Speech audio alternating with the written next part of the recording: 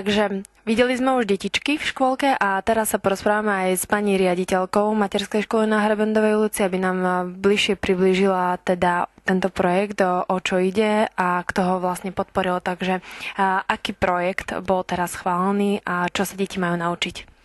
Tento projekt, ktorý sme nazvali Životné zručnosti detí, vlastne bol schválený v tomto školskom roku.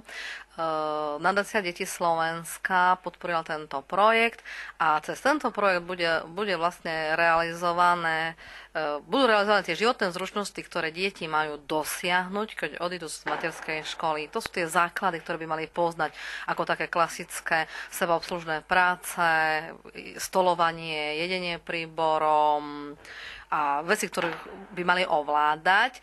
A vlastne záver tohto projektu by mal vyvrcholiť priamo v teréne, v škole prírode, kde bude preverovanie týchto životných zručností, ktoré sa naučia v materskej škole počas jednotlivých aktivít.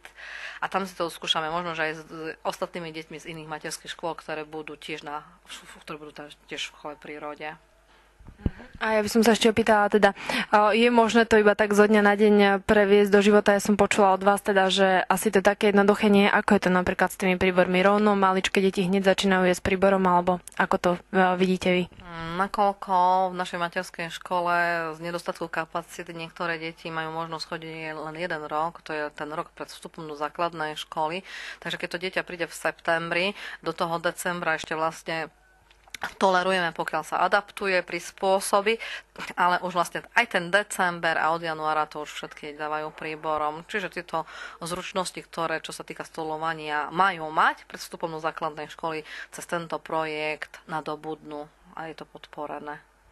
A stáva sa aj, že niektoré deti prídu z domov s tým, že majú životné zručnosti a návyky, alebo je tu naozaj tá potreba, že naozaj tie deti tie návyky nemajú a tie zručnosti? No, keď zoberieme konkrétne to stolovanie, tam sa mi nestalo, že by niektoré dieťa prišlo a malo vypestovaný tento návyk, že používanie napríklad príboru. Lyžička áno, ale dokonca ani vidlička nie.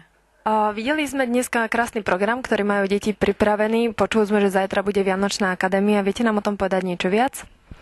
Každoročne pre deti k Vianociam vlastne a rodičom pripravujeme túto Vianočnú akadémiu, kde deti okrem toho pekného programu, ktorý ste mali možnosť vidieť, dostanú aj také darčeky z apoštolskej cirkvi, ktorá sa takto u nás stará každý rok vlastne týmto deťom urobiť týmto balíčkom radosť, ale tento rok obzvlášť veľkú radosť deti budú mať. Dúfam, že sa to síce podarí.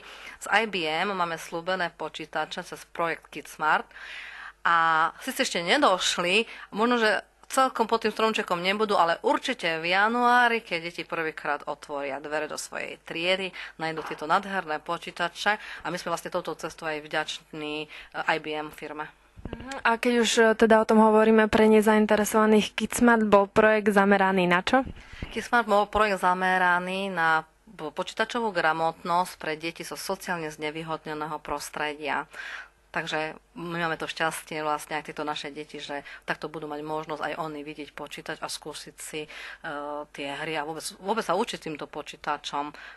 Prečo by aj oni nemali mať možnosť? A tento projekt IBM firmy sme sa strašne ako tomu potešili, že práve, že my to dostaneme. Naše deti pre ne namalovali krásne obrazy, už ako sedia za počítačmi, takže bude to veľká radosť, keď deti tieto počítače dostanú teraz na Vianoce tejto firmy. Ďakujeme. Nechajte ľudí voľne rásť. Kto voľne rastie, nájde svoje šťastie.